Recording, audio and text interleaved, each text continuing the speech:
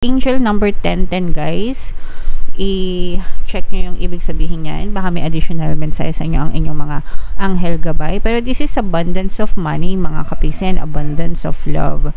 So, ito guys, parang ang nararamdaman ko dito is you have a lot of sacrifices. No? Kasi ito yung mga negative energies mga kapiksi. You have a lot of sacrifices. Marami kayong sakripisyo sa buhay nyo mga kapiksi. Pero yung kapalit nitong mga sakripisyo na to is abundance of money.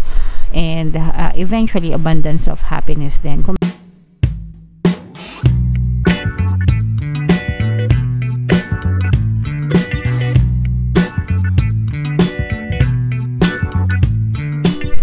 Hello guys, hello Pisces, welcome back to Pinay Pixie Tarot.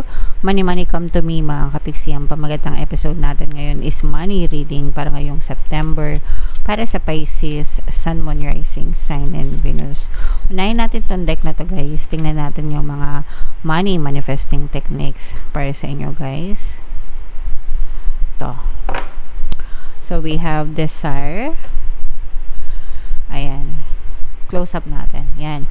So, go window shopping. Gaze at all the items you would love to own. Imagine using them and enjoying them. Regularly repeating this exercise will help to attract the things you long to have. Okay? So, ito guys, if meron kayong certain na desire or certain na or specific na items na gusto nyong mapasa inyo, whether physical items guys, tangible items, okay?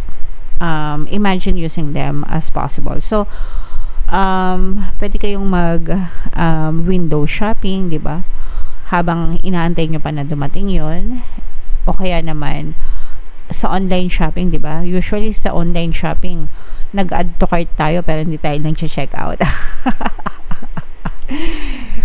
Kaway-kaway sa mga nakaka-relate, no? Marami tayong mga ina-add to cart. Ito, bibilin ko to next time, bibilin ko to next time, ganyan-ganyan. Pero hindi natin agad-agad check out, okay? So, regularly repeating that, ang gawin nyo is imagine using them as much as you could and enjoying them, no? Kumbaga parang imagine nyo na in-enjoy nyo siya. And regularly doing those things mga kapiksi, it will help to attract your desire. So, ikukwento ko yung experience ko guys para may idea kayo. So, before, one day, parang nagising na lang ako, gusto ko ng hikaw. Ito, sa mga dati ng viewers natin, baka ilang beses nyo nang narinig tong kwento na to. Pero sa mga bagong viewers natin, para maintindihan nyo how it works. Gusto ko magkaroon ng hikaw dati. Although may mga hikaw naman ako, pero parang gusto ko lang magkaroon. Pero ayokong bumili. Gusto ko lang ng bagong hikaw, pero ayokong bumili. Okay? So, ang ginawa ko is, tingin-tingin lang ako ng hikaw, ganyan, sa Shopee. Wala namang specific na, na gusto, no? Basta gusto ko lang magkahikaw. So, mga ilang araw ko yung ginawa, pero hindi naman ako nag-add to cart. Nagbabrowse-browse lang ako ng mga magagandang design ng hikaw. Okay? Tapos, one day, umuwi yung best friend ko, galing siyang Dubai. Doon kasi siya nagwo-work. So, every year, umuwi siya. And nagkikita kami. So, pag uwi niya, nung time na umuwi siya dito, mga kapiksi, niregaluhan niya ako. And ang regalo niya sa akin is hikaw. Okay? Pero hindi niya alam na gusto ko ng hikaw. Hindi ako nanghihingi ng hikaw. Hindi ako nanghihingi ng pasalubong, actually. Bigla na lang niya akong niregaluhan ng hikaw, mga kapiksi. So, that's how manifestation works, guys. You attract the things na fino-focus nyo. So, nung time na yon, nakafocus yung energy ko, yung attention ko dun sa hikaw kasi gusto ko magkahikaw, okay? And then eventually, sabi ko nga sa inyo, kapag fino-focus nyo yung energy nyo, yung attention nyo sa isang bagay, the universe, alam ni universe yan, no? The universe will move people, things, situation, events, circumstances para ibigay sa iyo yung desire mo. So, during that time, minove ni universe yung best friend ko para regaluhan ako ng hikaw para mapunta sa akin yung hikaw. So, that's how manifestation works, guys. All you have to do is to focus your attention dun sa mga bagay na gusto nyo ma-acquire sa buhay nyo, okay? And you don't have to know, no? Hindi mo kailangang alamin kung paano mapupunta sa inyo yung mga bagay-bagay na gusto nyo. Ang kailangan nyo lang is i-declare siya, mga kapiksi, okay? So, comment down below if naintindihan nyo guys, and kung naka-experience na rin ba kayo ng ganyan. Comment down below mga kapiksi. So, tingnan natin yung ganap sa kaperahan nyo ngayong September guys. Shuffle natin to habang sinashuffle ko to. Panoorin nyo muna yung video natin regarding sa ating paano mag-manifest ng abundance video course. Kapiksi, sawa ka na ba sa mga struggles at hirap sa buhay mo? Masipag ka ba at masikap sa buhay ngunit hindi ka pa rin umaasenso? Ilang beses ka na bang nag-attempt mag-negosyo at mag-invest pero palagi ka pa rin nalulugi? Sa pagkakataon na ito ay maaaring may subconscious beliefs ka na nagiging balakid sa iyong pag-unlad at pagyaman. Introducing, paano mag-manifest ng abundance video course. Dito ay matututunan mo ma-overcome ang mga balakid mo para tuluyan ka ng umunlad, umasenso, sumagana, maging matagumpay, successful at maswerte sa iyong kabuhayan, pera, trabaho, negosyo sa labi at kaperahan ng bonggang-bongga.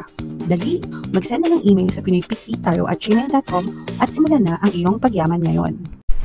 Alright, so sa lahat ng gusto mag-avail ng course guys, meron tayong promo ngayong August. Magbibigay ako ng free 3-in-1 pampaswerte subliminal, so pampaswerte sa kabuhayan, sa pera, at saka sa love life, worth 1,500 yung freebie na yan mga kapiksi. Kaya i-avail nyo na, sobrang ganda. And meron din tayong bagong course guys, paano mawala ang third party at magkaroon ng harmonious na relationship para mawala yung mga kabit ng mga jowa nyo guys. 30% discount naman yan until August 31 guys, so i-avail nyo na, sobrang ganda. So, ito, Pisces, kayo ay represent ng King of Cups. Ito yung ating manner energy. This is both negative and positive, mga kapiksi. Angel number 1010, guys. I-check nyo yung ibig sabihin niyan. Baka may additional mensahe sa inyo ang inyong mga anghel gabay. Pero this is abundance of money, mga kapiksi, and abundance of love. So, ito guys, parang ang nararamdaman ko dito is you have a lot of sacrifices, no? Kasi ito yung mga negative energies, mga kapiksi. You have a lot of sacrifices. Marami kayong sakripisyo sa buhay nyo, mga kapiksi. Pero yung kapalit nitong mga sakripisyo na to is abundance of money and eventually abundance of happiness din. Kumbaga parang ginagawa mo lahat ng pagsasakripisyo para sa pamilya mo. Pwedeng ikaw yung breadwinner sa family nyo, mga kapiksi.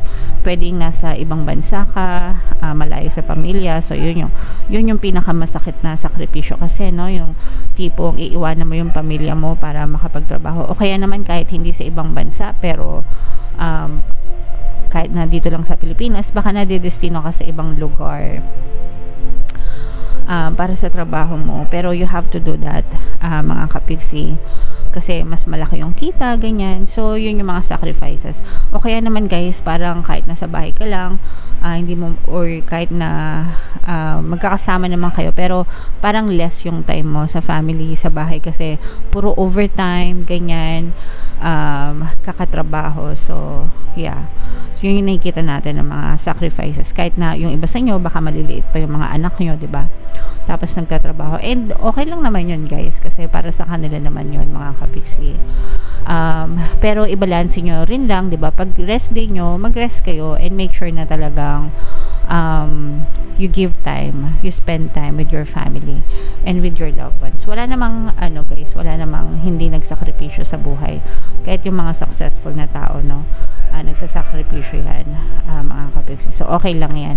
Pero ito guys, worth it naman yung mga sakripisyo nyo. As in, sulit na sulit naman guys yung mga sakripisyo nyo, kasi talagang hindi lang pera yung balik sa inyo, pero feeling ko nagtitibay pa rin yung relationship nyo, kasi mas lalo kang minamahal ng pamilya mo. Kung meron kang partner or specific person, mas lalo kayong nagmamahalan, nagtutulungan, ganyan, para talagang maitaguyod yung inyong kabuhayan, mga kapiksi. So masasabi natin na talagang sulit na sulit, guys, yung inyong mga sakripisyo. Pero ito naman guys, yung iba sa inyo parang may bago pang opportunity na dadating sa inyo, malalaman ka, parang malalaman mo, pwede pala ito, no, parang ganyan. So let's say for example, gusto nyo mag-franchise, pwede pala mag-franchise ng ganito, ganito, ganyan, ganyan, pwede pala magnegosyo ng ganito. So parang parang nag-iisip kayo ng mga ibang opportunity pa na pwede nyong gawin to spend more time. Parang naghahanap kayo ng kapalit, no, replacement. Although hindi ko naman nakikita na tatalikuran nyo yung current na trabaho nyo or pinagkakakitaan nyo, pero parang nag-iisip-isip kayo ng pwedeng gawin, no, to spend more time with your family. mga kapiksi. So, what else guys? Tingnan natin. For some of you guys, no, parang you feel trapped. Yun na nga yung sakripisyo mga kapiksi. Kasi nakikita natin na talagang ang focus ng attention nyo is pagpapayaman, naghahangad talaga kayo na, syempre wala naman taong hindi naghangad na umunlad, umasenso. So, yung iba sa nyo guys, parang feeling ko nga, parang kulang yung 24 hours sa inyo. So, pwedeng nag-OT kayo palagi, ganyan. O kaya parang meron pa kayong part-time job. So, let's say for example, may full-time na kayo, tapos may part-time kayo. Sa ibang bansa guys, uso yun, no? Merong full-time, tapos yung iba, dalawa pa yung part-time, ganyan. So, sa ibang bansa, okay, uso yan kasi mataas yung cost of living sa kanila. Sa atin naman, yung mga freelancers usually, or yung mga home-based, yan, uso yung mga part-time kasi nasa bahay lang sila. So, lahat ng oras na utilize nila. Pwede rin naman yung may trabaho ka, tapos meron kang extra income. Okay? Pero yung iba sa inyo guys, parang feeling nyo trapped kayo, no? You are trapped and hindi kayo makaalis. Especially yung mga yung mga OFW. Kasi meron silang kontrata. So, yung iba sa inyo guys, parang feeling ko, you feel trapped na nandyan kayo, may kontrata kayo and hindi kayo makaalis. Gusto nyo na matapos yung kontrata nyo. Yung iba sa inyo, okay? Para makalipat kayo, ganyan. Yun nga yung sinasabi ko na parang naghahanap kayo ng pwedeng iba pang other opportunities kasi yung iba sa inyo parang natatrap kayo dun sa sitwasyon mga kapiksi. Although, kahit na sabihin natin natatrap kayo, maganda pa rin naman yung kitaan nyo mga kapiksi with this 10 of coins energy. Okay? And satisfied naman kayo, nakikita natin na satisfied, although nararamdaman ko rin na medyo malungkot guys. Okay? So, ganun talaga, mga kapiksi, there is no pain, no gain, ika nga, diba? No pain, no gain. So, kung gusto natin talaga mag-gain, maging successful, we have to pay the price, mga kapiksi. So, iba-ibang price lang yung pinagbabayaran natin. Pero lahat yan, para sa ating pag-angat at pag-asenso din. Okay?